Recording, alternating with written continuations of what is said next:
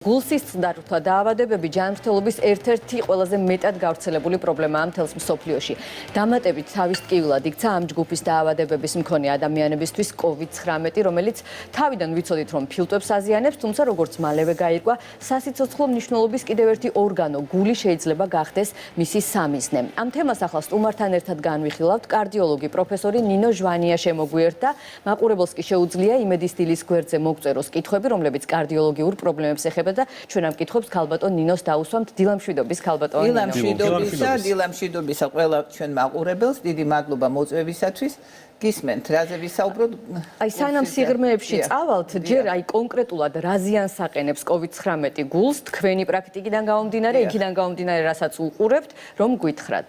კი ბატონო, მე ახლა მინდა დავიწყო ცოტა ისეთი ციტატით, რომელიც არ ჩათვალოთ, რომ ეს ძალიან ის არის ზედმეტი ავიღეთ ჩემ თავზე, მაგრამ რაც უფრო მეც ვუყურებ, საკმაოდ ბევრი პაციენტია სამწუხაროდ COVID გადატანილი გულსძართა დაავადებების გართულებებით. საკმაოდ ბევრი მაქვს აკითხული ამ თემაზე და რაც უფრო მეც ვუყურებ ამ პაციენტებს, რაც უფრო მეც ვკითხულობ, უფრო მინდა მთელი გული თქვა სოკრატეს, ძველი ბერძენი ფილოსოფოსი სოკრატეს სიტყვები, რომ მე ვიცი, რომ მე არაფერი არ ვიცი. ეხლა ეს გაიგეთ ისე რომ იმდენად სხვადასხვა ინფორმაცია მოდის, იმდენად განსხვავებული პაციენტები მოდიან. აი მოდიან მაგალითად პაციენტები, რომლებსაც გადაიტანეს COVID-ი 2 თვით ადრე და მერე ეწყებათ გართულებები, მათ შორის ახალგაზრდები. აი 2 თვის შემდეგ რო დაეწყება პაციენტს გართულება, ის უკვე ცოტა სხვანაირი საფიქრალია. ნუ რა თქმა უნდა, რაც შეეხება იმას, რაც უკვე ცნობილია და რაც იციან ყველამ, რომ თვითონ ამ SARS-CoV-2 ვირუსი შედის ადამიანის ორგანიზმში AGF2 რეცეპტორების საშუალებით, რომელიც ყველაზე დიდი რაოდენობით განლაგებულია მათი ექსპრესია, მათი წარმოქმნა ხდება ფილტვებში და გულსისძართა სისტემაში. შემდეგ უკვე მოდის თირკმელი და ღვიძლი და ამიტომ ზიანდება სწორედ ყველაზე უფრო ეს ორი ორგანო. და ძალიან ხშირი არის რა და რა დაავადებები არის ყველაზე უფრო ხშირი. ზიანდება აგრეთვე ენდოთელიუმი, ეს არის სისძართა შიდა შრე, ენდოთელიუმის დაზიანება არის ყველაზე უფრო მნიშვნელოვანი და იქ ამას მოყვება ზოგადი ანთებითი პროცესი, მოყვება ამას თრომბოზისადმი მიდრეკილება, როგორც ზოგადი პროცესი, ასევე ზოგადი, ახლა მე არ მინდა სიღრმეებში წავიდე, რა თქმა უნდა, რაც შეიძლება ხალხური ენით ავუხსნათ ადამიანებს. ხალხური ენით აი მიდის ეს ორი პროცესი, ენდოთელიუმის დაზიანება, თრომბოზისადმი მიდრეკილება და აქედან არის ის დაავადებები, რომელიც ვითარდება COVID-2-ის შემდეგ. დიახ. აი ეს თუ არის ცნობილი, ფილტვებზე ვიცით, რომ პირდაპირ უდევს ხო კორონავირუსი. თუ არის ცნობილი, გულზეც ასეთი პირდაპირ შეტევა მიდის თუ თქვა ორგანიზმის საერთო სტრესი. რო სხვადასხვა აზრებია, მაგრამ პირდაპირ მიდის ენდოთელიუმზე, სისძართა შიდა შრეზე, რომელიც ძალიან ბევრია სისძავრები გულის კუჭი და პირდაპირ მიდის მიოკარდიუმის უჯედებზე, კარდიომიოციტებზე. ამიტომ უშუალო და პერიციტებზე. ამიტომ უშუალო გავლენა არის. და ეს ყველაფერი განაპირობებს. დიახ. აგვიხსენით, მაგალითად, თუ დაწყებულია პროცესი, იგივე შეტევა გულსისძართა სისტემაზე COVID-ის მხრიდან, რას უნდა მივაქციოთ ყურადღება? როდესაც ჩვენ ყოველდღიურობაში რამე გამოვლენა აქვს თუ არა, რომ აი ეს არის კრიტიკული ზღვარი და უნდა მივმართოთ ექიმს. იცით რა შეასაქმე? უკვე როცა COVID-ი არის დაწყებული? COVID-ის შემდეგ. COVID-ის შემდეგ. ნუ COVID-ის შემდეგ აუცილებლად, მაინც ვინც ცოტა რთულად გადაიტანო COVID-ი, აუცილებლად უნდა იქნეს შემოწმებული სისხლი დედიმერზე და ფიბრინოგენის კონცენტრაციაზე. ეს მაჩვენებლებია თრომბოზის განვითარების საშიშროებაზე, იმიტომ რომ როცა ეს ორი პარამეტრი არის მომატებული, იქ აუცილებელია უკვე ანტიკოაგულანტური თერაპიის ჩართვა, ანტიკოაგულანტების მკურნალობა, რადგან ეს დის თრომბოზების განვითარების რისკი. რას ვთქვათ, ფერიტინის ხო იზომება? ფერიტინი იზომება, მაგრამ ფერიტინს არ აქვს უშუალო კავშირი თრომბოემბოლიების განვითარებასთან. თრომბოემბოლია, რომელიც ერთ-ერთი ყველაზე რა არის ყველაზე რთული გამოსავალი, რითი შეიძლება დამთავრდეს ეს COVID-19. ეს არის, ესე იგი, მწვავე სუნთქვითი უკმარისობა, ან შეიძლება იყოს, ესე იგი, გულის მხრივ გართულებები, თრომბოემბოლიური, ნუ ფატალური არის იმ შემთხვევაში, როცა ხდება ფილტვების არტერიის დახშობა, დიდი ბიფურკაციის დონეზე, ესე იგი, განშტოების დონეზე, როცა დახშობა არის, მაშინ უეც არის სიკვდილი შეიძლება განვითარდეს. ამიტომ ამ მხრივ უნდა მიექცეს ყურადღება, რომ თრომბოემბოლიების არ უნდა დაველოდოთ ნიშნების გამოვლენებას, პირდაპირ უნდა წავიდეთ აუცილებლად უნდა იქნეს შემოწმებული და როცა უკვე ახლა სიმპტომები არის, მაშინ უკვე ლაპარაკია. მარტში ჩინეთში ჩატარდა 2 კვლევა და აი ამ კვლევის შედეგად დადგინდა, რომ COVID გადატანილთა ძალიან დიდ პროცენტულ მაჩვენებელს ჰქონდა გულის პრობლემები.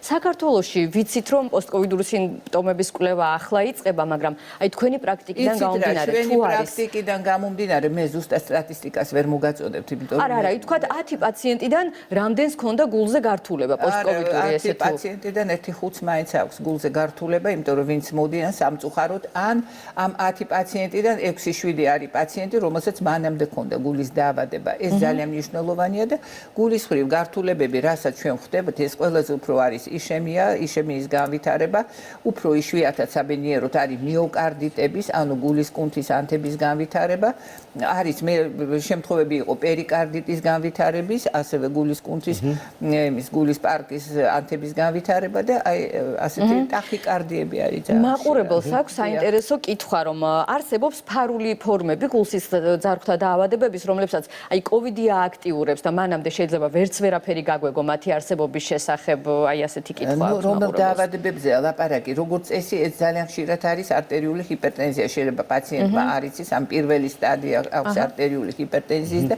აი სწორედ ჩინეთში ჩატარებული კვლევები დადგინდა, რომ ყველაზე უფრო ხშირად არტერიული ჰიპერტენზიის იტალიაშიც მქონე პირებს ემართებათ COVID-ი და არტერიული ჰიპერტენზიის გართულება ხდება ამ ფონზე. ისე რომ ეს შეიძლება. კი ბატონო, მაყურებლების კითხვა შემოვიდა, მაგალითად 56 წლის ქალი ვარო, მუდმივად გულის წნევა მაქვს 100 წამლის მიღებამდე მაინც არ ჩამოდის დაბლაო და კორონა არა აქვს გადატანილი როგორც მეუბნება და ვით დაიცვას თავისი გული იმისთვის რომ კორონა არ გაუთხოს. პირველ რიგში უნდა იყოს დადგენილი მიზეზი ამ გულის არტერიული დიასტოლური წნევის მატების და ამისთვის ეხოსკოპია არის ჩასატარებელი, ხო არა აქვს ფარულად გულის უკმარისობა, რომლის შესახებ მან არ იცის და შესაბამისი მე არა მაქვს წამლების დასახელების უკვლევა. ამიტომ ეს უნდა დადგინდეს ამისი მიზეზი და შესაბამისი თერაპია უნდა ჩატარდეს. კი ბატონო, ჩხვლეტას გრძნობს კიდე ერთი ქალბატონი 55 წლისა, 2-3 თვეა გულის მინდამოში მოგეთ. ხო არა, COVID-ი გადატანილი. არა აქვს გადატანილი და მასაც ურჩევთ ანალოგიურად რომ გამოიყენოს. მასაც აუცილებლად გამოკვლევა. ეხლა იცით რა, მე ძალიან მინდა ვთქვა ასეთი რამე, რომ დავასაბუთო ჩემი, აი რომ მოვიყვანე სოკრატეს სიტყვები, რომ რატომ მოვიყვანე, აი ბოლოს რაც გავეცანი, ძალიან საინტერესო მონაცემებია, შესწავლილი იქნენ პირები, რომელთაც აქვთ გაკეთებული გულის გადანერგვა, ანუ სხვისი გადანერგილი გულით ცხოვრობენ და აი ამ შემთხვევაში არის ძალიან საინტერესო, იმიტომ რომ ამ პირებს უტარდება ყველას როგორც წესი იმუნოსუპრესიული თერაპია. ანუ ხდება იმუნოსუპრესიული თერაპია. ეს არის თერაპია, რომელიც მკურნალობა, რომელიც აქვეითებს იმუნიტეტს. რატომ რომ არ მოხდეს, ესე იგი, ამ ორგანოს შორის და ადამიანის თვითონ ვისაც გადაუნერგეს, იმათ შორის იმუნიტეტის შორის კონფლიქტი რომ არ იყოს ორგანოსა და იმუნიტეტის შორის. და აი ასეთ პირებს, ანუ მათ იმუნიტეტი იმ თავითვე დაქვეითებული აქვს.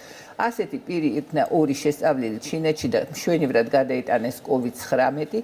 13 პირი იქნა შესწავლილი მიჩიგანის შტატში და ესენი იყვნენ 13-ვე აფროამერიკელები. რატომ ვაბობ აფროამერიკელებს, რატო უსვამ ხაზს? იმიტომ რომ ისინი უფრო რთულად იტანენ გულის დაავადებებს და რაც მთავარია, მათზე აი გულის თერაპია, მკურნალობა ისე არ მოქმედებს ბერი პრეპარატი, ბეტა ბლოკერები ერთ-ერთი ყველაზე პოპულარული ჯგუფის პრეპარატი, ისინი ვერ აღითქვამენ ამ პრეპარატს, უფრო დიდი დოზებით არის საჭირო მისი მკურნალობა და ასეთი პირებიდანაც 7 გადარჩა მშვენივრად, 6 დაიღუპა 13-დან ამ. ანუ დასკვნა არის ის, რომ უფრო დასუსტებული და ხელოვნურად დასუსტებული იმუნიტეტით ადამიანი უფრო მსუბუქად ხდება COVID-ს, ხო? მსუბუქად არა, მაგრამ აქაც ესე იგი ლოგიკა, აი ამას ვამბობ, დღემდე ესე იგი ბოლომდე არ არის ჩამოყალიბებული, აი საბოლოოდ რაზეა დამოკიდებული. მსგავსი კვლევები ნიუ-იორკის შტატში ჩატარდა, იქ უკეთესი შედეგები იყო გულგადანერგილ პაციენტებზე. ანუ მე კიდე მინდა გაუსვა ხაზი იმას, მაგრამ რა თქმა უნდა, არა, ეს იმას არ ნიშნავს, მაგრამ აი ესეთი კი ბატონო, მაშინ რეკომენდაციები მიცეთ ახლა იმ ადამიანებს, რომლებიც გულსიზარღვებს უჩივიან, მოკლედ. გულსიზარღვებს უჩივიან თუ COVID-ის მომენტი აქვს. ანუ ორივე თემაა. COVID-ის მომენტიც არის და აუცილებლად პრევენციის მიზნით, ვისაც გულსიზარღვთა პათოლოგია აქვს, კიდე ერთხელ ის ბანალური მეთოდები, რომ ნიღაბი უნდა ატარონ, დისტანცია უნდა დაიცვანონ და ეს ყველაფერი ახლა გულთან დაკავშირებით. თრომბოემბოლიის განვითარების ერთ-ერთი პრევენცია მოძრაობა. მოძრაოდ არ შეიძლება გაჩერება, ფეხით სიარული, სეირნობა, სუფთა ჰაერზე ხარზე სიარული. ეს არის ერთ-ერთი საუკეთესო მეთოდი დაცვის. ფიზიკური აქტივობა. შემდეგ თუ საშუალება აქვთ ივარჯიშონ, ესე ძალიან კარგია. ნუ რა თქმა უნდა, ვიტამინების მიღება დიდი რაოდენობით და განსაკუთრებით D ვიტამინზე არის საუბარი და ასევე ესე იგი თუ აქვთ უკვე ჩივილები, ის კვლევები უნდა ჩაიტარონ, რომელიც ითქვა არ უნდა დაელოდონ რაღაცა გართულებებს, ანუ საჭირო კვლევები უნდა კი ბატონო და ერთი მაყურებლის კითხვაც მინდა რომ მოვასწროთ. მაღალი წნევები აქვს COVID გადატანილს, სვამს წამლებს, მაგრამ ეს მაინც არ მოქმედებს. გარდა ამისა, თავბრუსხვევა აქვს, ინფარქტები აქვს გადატანილი, შუნტირება გაკეთებული და პლუს შაქრიანი დიაბეტიო. ასეთ დროს რა ხდება?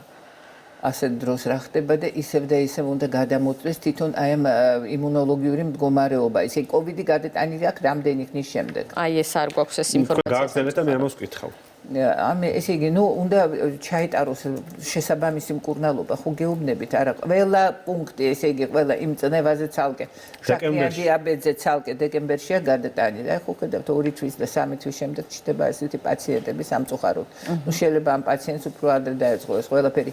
ისევ და ისევ ამ პაციენტებს ფეხით სიარული, რაც შეიძლება მეტი სითხის მიღება, რაც შეიძლება მეტი თრომბოემბოლიების თავიდან ასაცილებლად და შესაბამისი თერაპია ყველა კი ბატონო, ნუ ამ ეტაპზე ძირითადი რეკომენდაციები მაინც ბევრი მოძრაობა და ბევრი სითხის მიღებაა და პირბადე თავისთავად. ნუ ეს ხო, ის რაც ყველამ ვიცით ის კი ბატონო, თავისთავად. ძალიან დიდი მადლობა. პირიქით, დიდი მადლობა სამწუხაროდ ეს მოკლე ხარ. დრო იყო და ახლა ხო, ნუ ეს ძელი თემაა, ნამდვილად, თუმცა ამ უცნობი ჯერ კიდევ. თავარია რომ ესე იგი ყველა მაინც პრევენცია ჩაატაროს თავისი მდგომარეობის და არ დაელოდოს ჯანმრთელობა თქვენს აუცილებლად. ძალიან დიდი მადლობა ქალბატონო ნინო, პროფესორი კარდიოლოგი ნინო ჟვანია იყო ჩვენი სტუმარი. საუბრობდით გულსისხლძარღვთა პრობლემების შესახებ COVID გადატანილებს რაც აწუხებს.